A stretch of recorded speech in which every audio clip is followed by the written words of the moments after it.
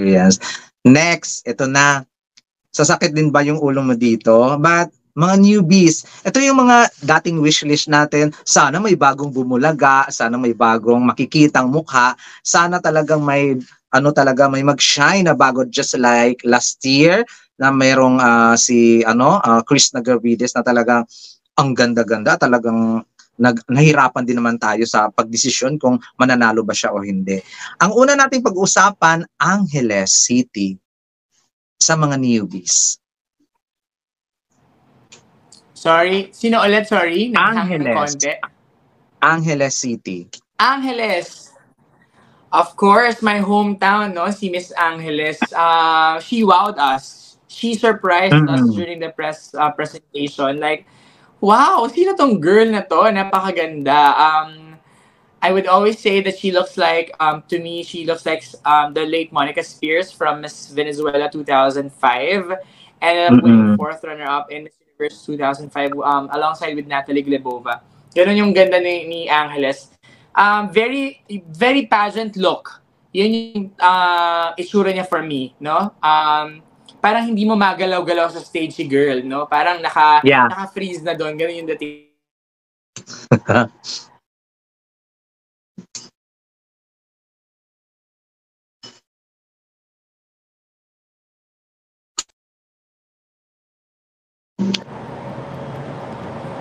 Hello, sorry, hello. You're back. You're back na. Oh, go. Yeah.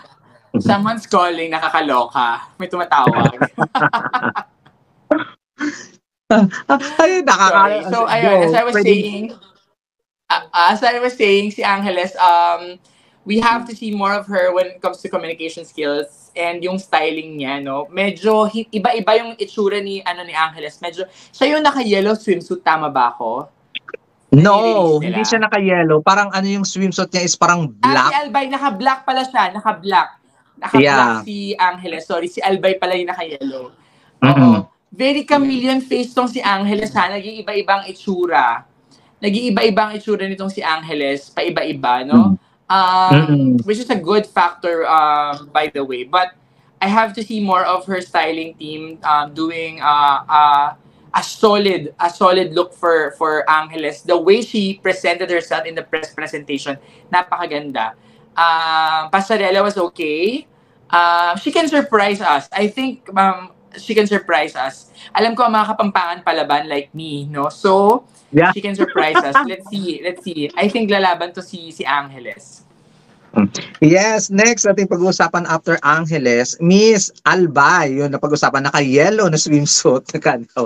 Ayun nga, kasi si Albay, naloka ako sa girl na to. Sabi ko, sino to naka-yellow na to at ang ganda-ganda? Yes, ang ganda ni Albay. sobra. She's the tallest girl, by the way, at 6 flat, no? Yes.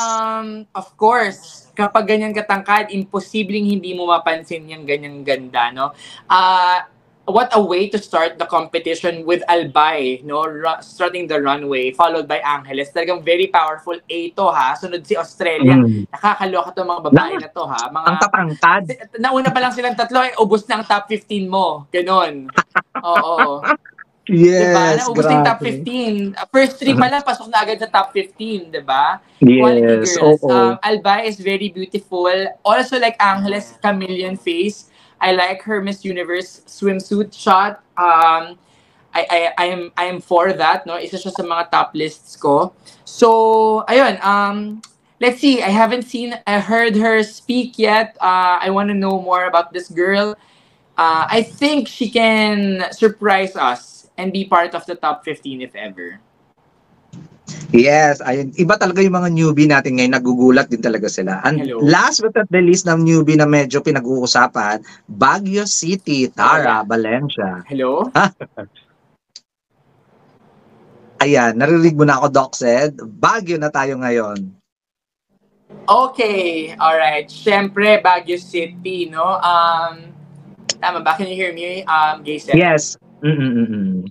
Naririnig kita. Yeah, Baguio City really wowed everyone during the press presentation. Talagang, una, we saw her during the parang sashing ceremony niya that they had in Baguio, no? And parang sabi nila, uy, bubulaga tong girl na to, ganyan. Tapos when I stalked her Instagram, I said, oh, she's pretty. Sabi ko, no? She's pretty.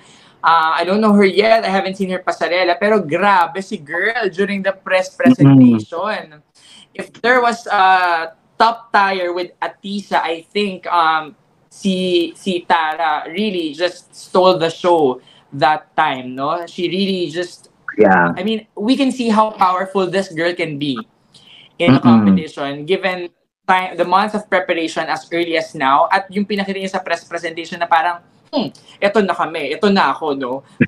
Kaya ko makipagbardagulan sa inyo. Kasi may mga ganun eh. Ako kasi ganyan eh. When I compete like mga public speaking and then I see my competitors, dun lalong nagbo-boost yung confidence ko, eh, no? Eh si Tara parang sweet girl, ganyan. Pero nung nagtapatan na, grabe, umaaura ang girl, di ba? Yes. Talagang kumakabog. So, alam mo talaga that she can pull off something. Styling team was on point. Her beauty is outstanding. I think she's one of those really appealing when it comes to universal beauty sa batch na to. Isa siya talaga sa pinakamaganda sa batch na to. I would always say she's my bet facial-wise to be sent in Mexico. Talagang Latina player yung ganda niya.